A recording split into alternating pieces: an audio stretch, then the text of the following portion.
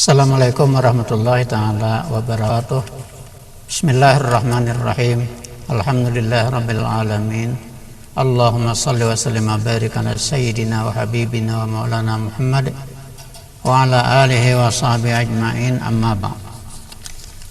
Para pendengar yang terhormat, baiklah, dalam kesempatan sore hari ini kita ulang kembali, kita bersyukur pada Allah Subhanahu wa Ta'ala atas beberapa nikmatnya yang telah diberikannya kepada kita, terutama nikmat puasa Ramadan yang mulai tanggal 1 alhamdulillah sampai tanggal hari ini kita masih dapat bertahan dan dapat melaksanakan dengan pertolongan Allah Subhanahu wa Ta'ala, yang ini adalah sebesar-besar nikmat Tuhan kepada kita yang sangat perlu sekali kita syukuri.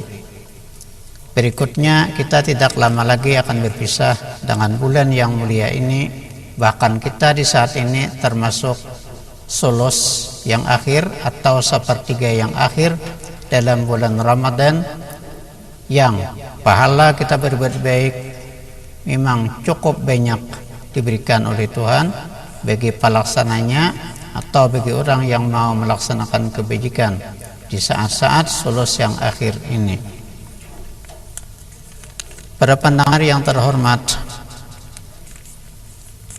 baiklah, kita di saat-saat yang akhir-akhir atau di sulus yang akhir ini banyak-banyak mengingat terhadap Allah Subhanahu wa Ta'ala dan banyak-banyak mengingat tentang kesalahan-kesalahan diri kita dan ketaksiran atau kelengahan kita dalam berbuat ibadat terhadap Allah Subhanahu wa Ta'ala, atau kelemahan kita di segi mengingat tentang tempat kembali kita, yaitu alam akhirat. Janganlah kita lupa untuk melaksanakan memperbanyak taubat dan istighfar terhadap kesalahan-kesalahan kita kepada Allah Subhanahu wa Ta'ala ataupun kesalahan-kesalahan kita terhadap makhluk kesemuanya.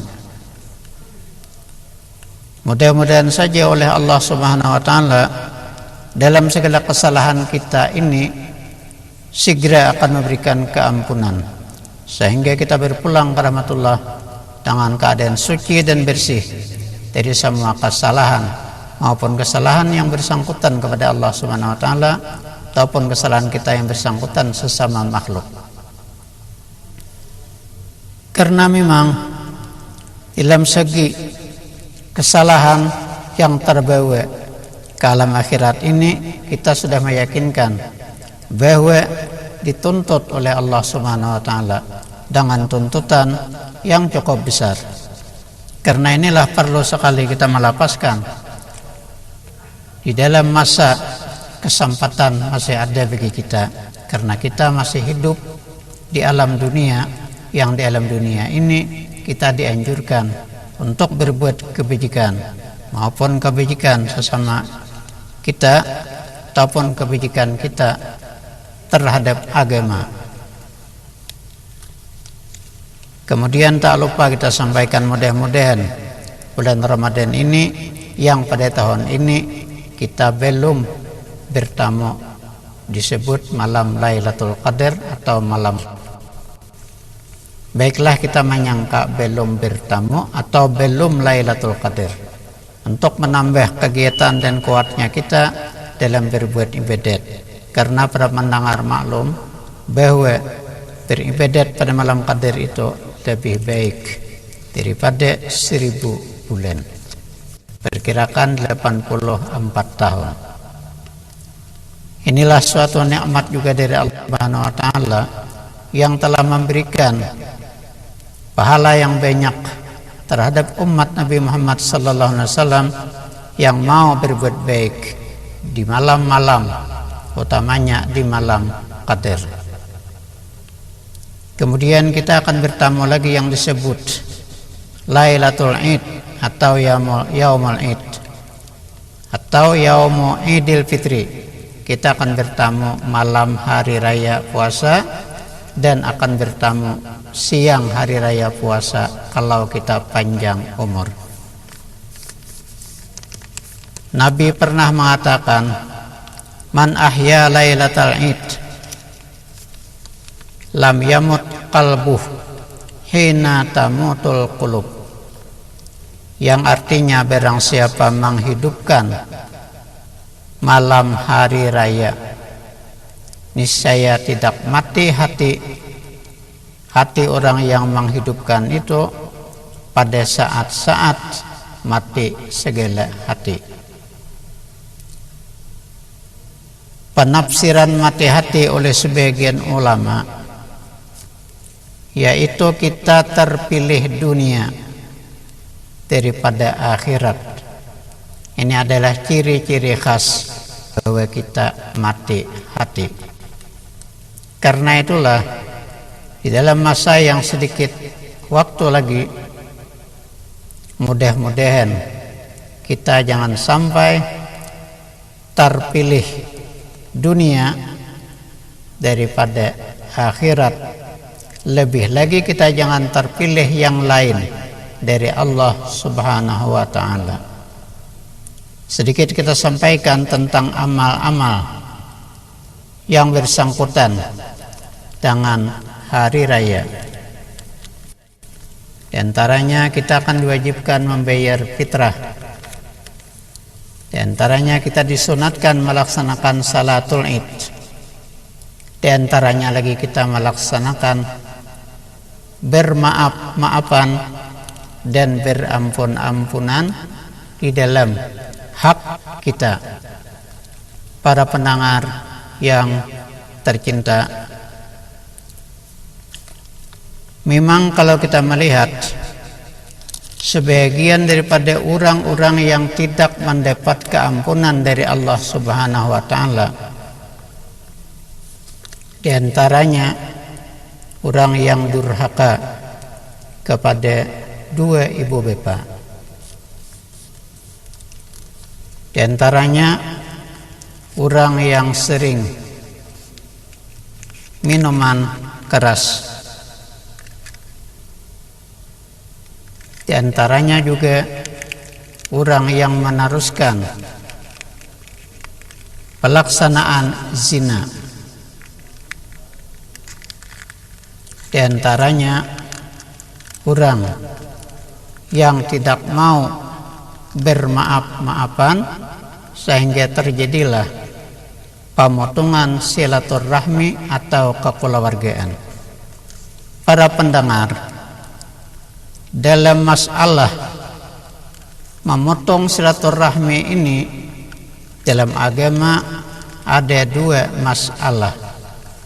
Masalah pertama, memotong silaturahmi karena akibat permasalahan duniawi.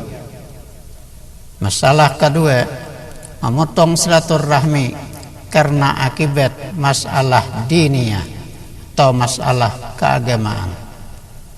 Karena ini terbagi, tidak bisa kita jelaskan hanya satu silaturahmi saja.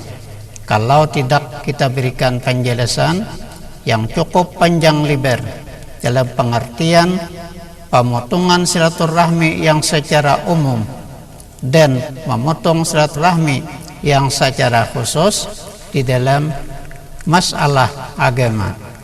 Tapi para pendengar, mudah-mudahan hal ini di lain tempat dan di lain waktu, mudah-mudahan bagi kita bisa meneruskan tentang pengertian memutus silaturahmi yang sekarang ini hanya kita sekadar mengarah kepada silaturahmi yang diputuskan oleh karena permasalahan duniawi saja. Inilah orang yang tidak mendapat keampunan daripada Allah Subhanahu wa ta'ala. Para pendengar, oleh karena itulah siapkanlah diri kita buat melaksanakan kebajikan untuk kita mendapat keampunan dari Allah Subhanahu wa ta'ala dengan cara menghilangkan hal-hal yang tersebut, seperti kita menghilangkan berbuat durhaka kepada orang tua dan menghilangkan berbuat zina kalau pernah, dan menghilangkan minum arak. Kalau biasa, bukan saja arak tetapi juga seluruh yang menghilangkan kepada pemikiran yang sehat atau menghilangkan kepada akal, minum apa saja ini hukumnya adalah sebanding bahkan lebih daripada minum arak.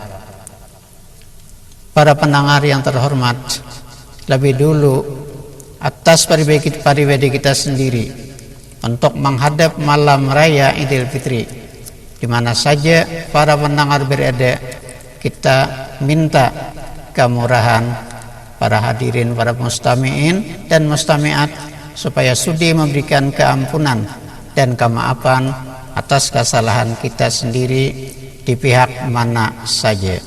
Karena memang buat meminta maaf ini termasuk kewajiban kita beritaan, dan yang memberikan maaf pun termasuk juga disunnahkan oleh agama. Berikutnya kita sampaikan sedikit lagi, di antara orang yang tidak mendapat keampunan, yaitu orang yang meneruskan meninggalkan sembahyang fardu, dan dikiaskan saja orang yang meneruskan melaksanakan kedurhakaan kepada Allah Subhanahu wa taala dengan cara meninggalkan segala kewajiban atau dengan cara melaksanakan segala yang diharamkan. Jelaslah kalau mereka ini tidak tobat, mereka tidak akan mendapat keampunan. Tetapi kita tidak memutuskan dalam rahmat Allah Subhanahu wa taala. Bahkan kita pun juga mendoakan semoga diri kita sendiri dan para pendengar di mana saja, mudah-mudahan kita sama-sama mendapat keampunan dari Allah Subhanahu wa taala dan mendapat ridha daripada Allah Subhanahu wa taala dan mendapat syafaat Nabi kita Muhammad sallallahu alaihi wasallam pada saat yang kita perlukan. Akan tetapi meskipun demikian, janganlah kita melupakan tentang asbab-asbab kita mendapat keampunan daripada Allah Subhanahu wa taala, seperti kita memperbanyak berbuat kebajikan, utamanya di saat-saat yang tinggal daripada bulan Ramadan ini bagi kita beritaan. Kira-kira para pendengar, sampai di sinilah yang bisa kita sampaikan. Kalam terakhir sekali lagi kita ulangi, banyak-banyak ampun dan maaf. Wabillahi taufiq. Assalamualaikum warahmatullahi taala wabarakatuh.